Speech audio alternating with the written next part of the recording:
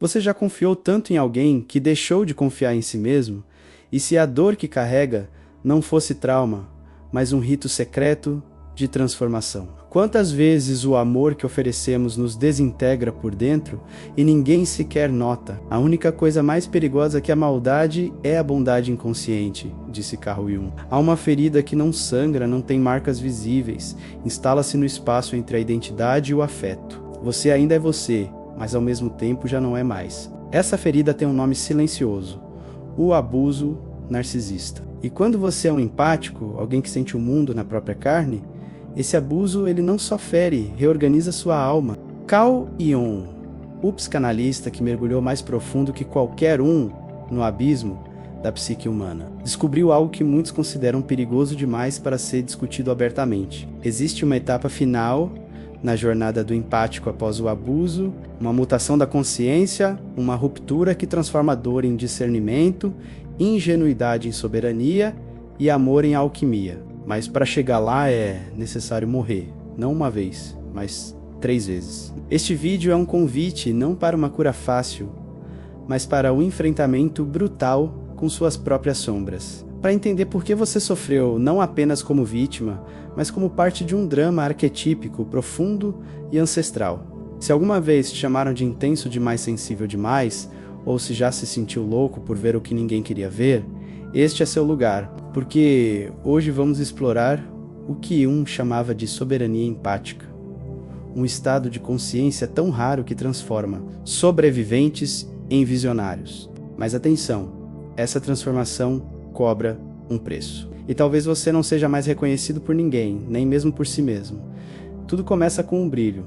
A intensidade, o espelho. O narcisista não entra na sua vida como um predador. Entra como se fosse uma extensão da sua alma. Você se vê nele, nas palavras, nos gestos, nos silêncios que parecem ter sido criados sob medida para acolher suas dores, mas pouco a pouco o reflexo começa a rachar. E o que era amor se torna vigilância, o que era cuidado se converte em culpa.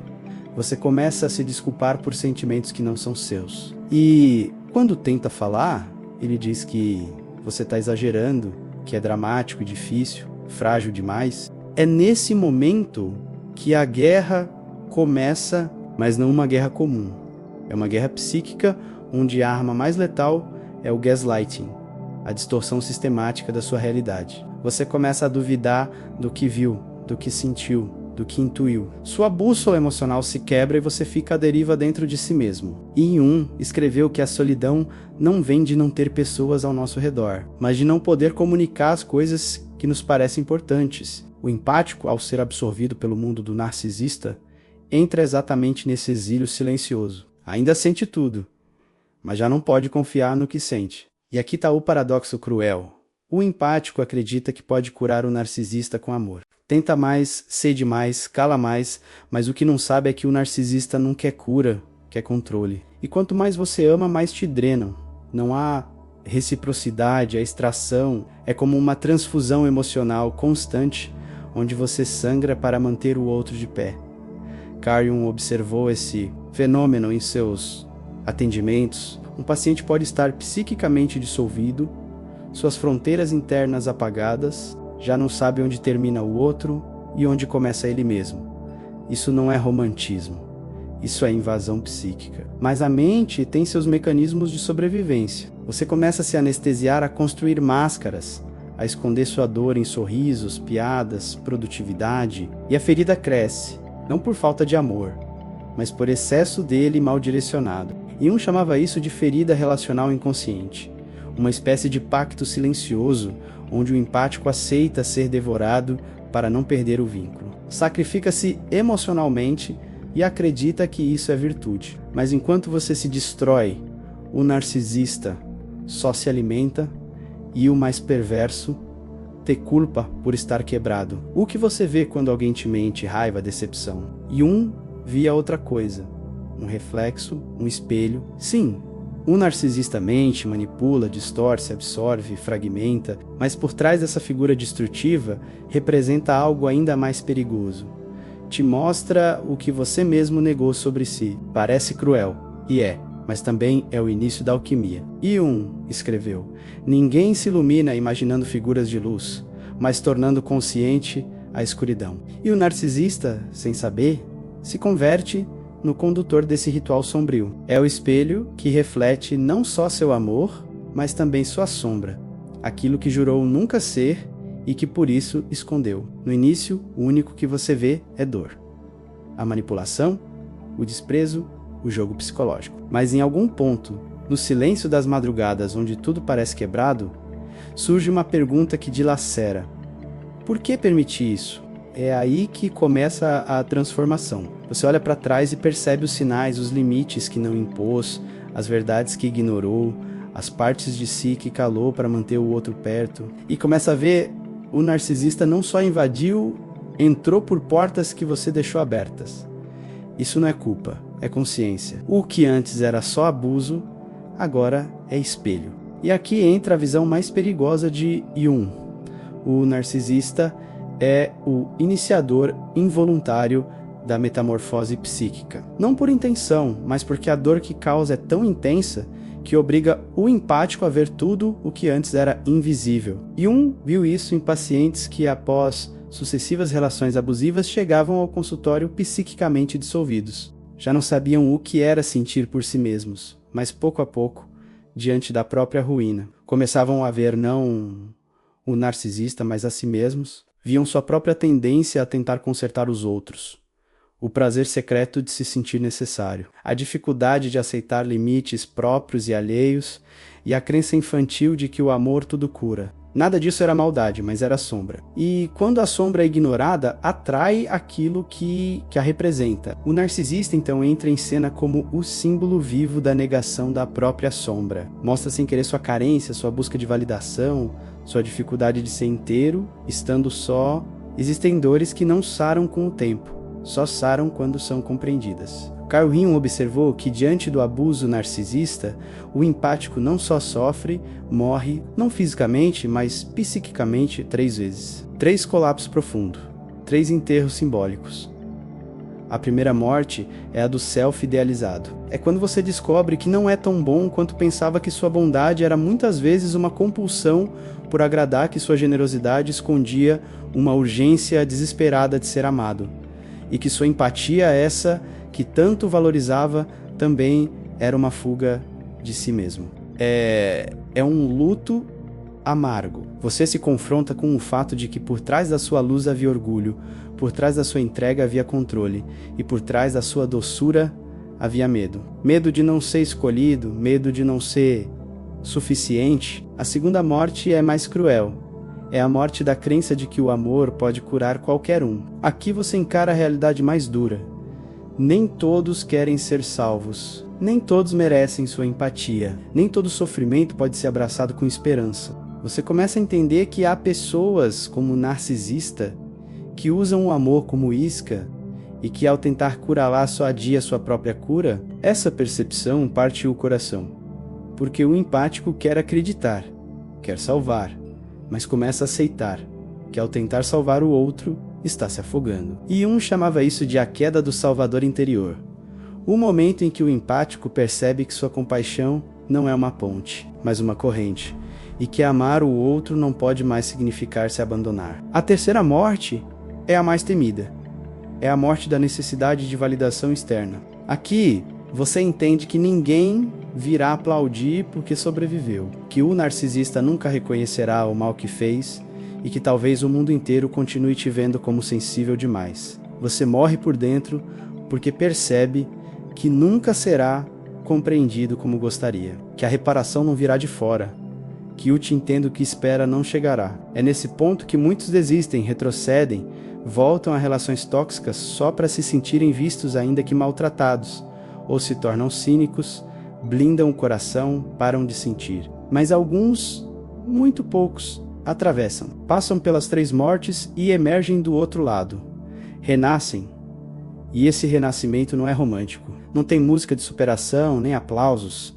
Tem silêncio, tem solidão, tem lucidez. Carl Jung descreveu essa etapa como a emergência da soberania interior. O empático não volta a ser quem era porque quem era precisava morrer. O novo ser que nasce é algo raro.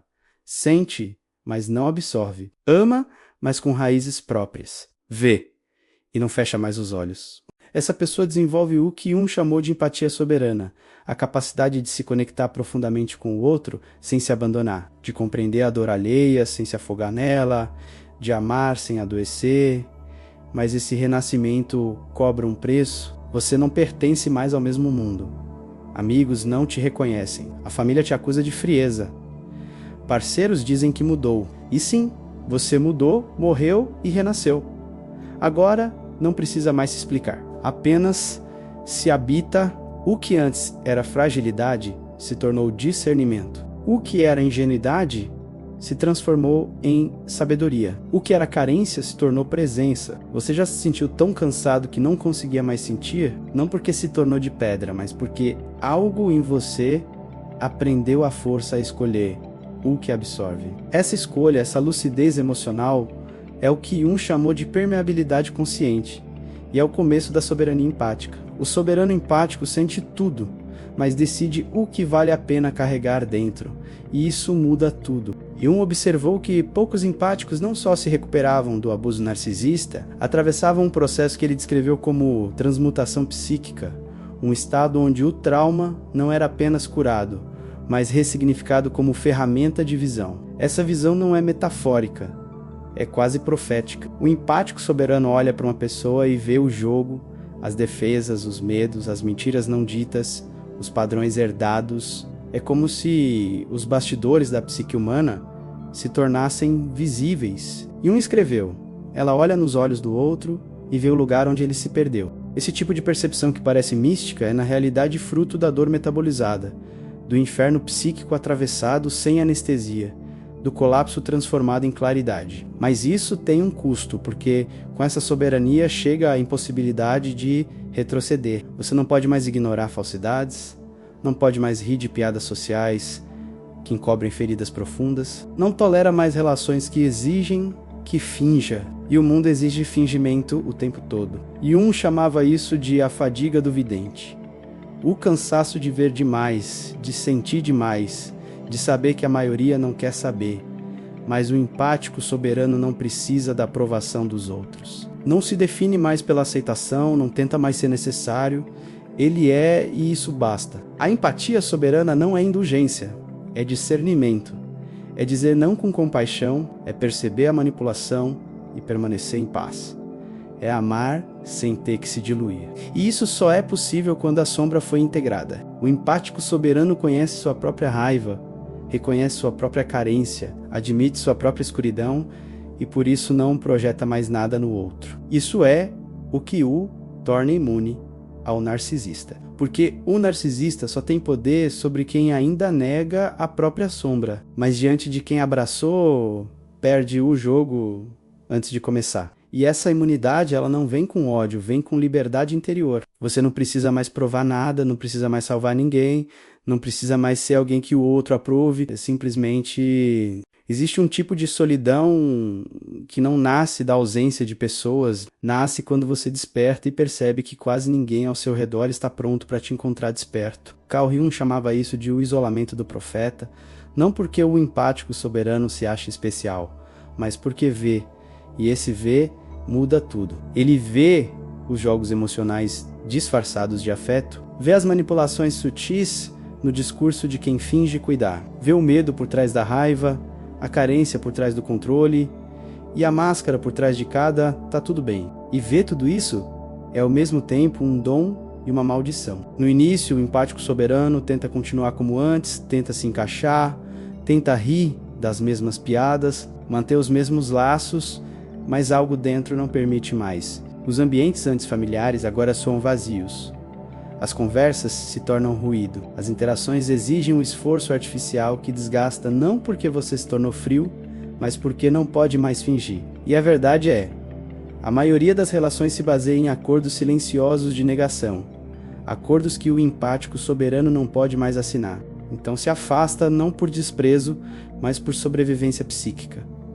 E é aí que a jornada muda de tom. O empático que antes precisava desesperadamente de conexão agora aprende a estar só, não como castigo, mas como rito. A solidão Nesta etapa, se torna templo. É onde você escuta com nitidez sua própria alma, onde reencontra sua voz sem o eco de outras expectativas, onde descansa da obrigação de ser entendido. E acreditava que os empáticos soberanos não surgem por acaso, são moldados na dor para se tornarem pontes. Pontes entre o mundo da inconsciência e o da verdade. Eles são quem sente por dentro o que o mundo nega por fora. E por isso curam, não com fórmulas, não com conselhos, mas com presença. Mas mesmo esse papel de curador deve ser solto, porque o maior desafio do empático desperto é este: não se identificar com seu poder. Não se tornar o sábio que olha os outros de cima, não cair na armadilha da superioridade espiritual. A verdadeira consciência vem com humildade. A sabedoria legítima vem com silêncio. O empático soberano ao final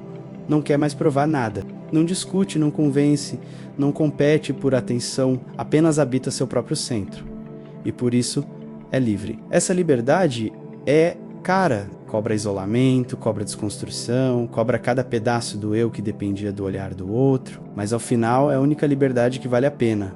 Porque quando ninguém mais pode te dar ou tirar o que você é, finalmente você se torna inteiro. Como escreveu Jung, empático soberano não é mais uma pessoa comum. Tornou-se um símbolo vivo. Carrega nos olhos o abismo que atravessou e no seu silêncio a medicina que o mundo ainda não sabe que precisa. Talvez agora você entenda por que tantas coisas dentro de você pareciam não ter nome. Porque essa dor específica, essa sensação de estar quebrado de uma maneira invisível, não era loucura, era uma passagem. Você não estava falando, estava renascendo lentamente, brutalmente e de maneira sagrada.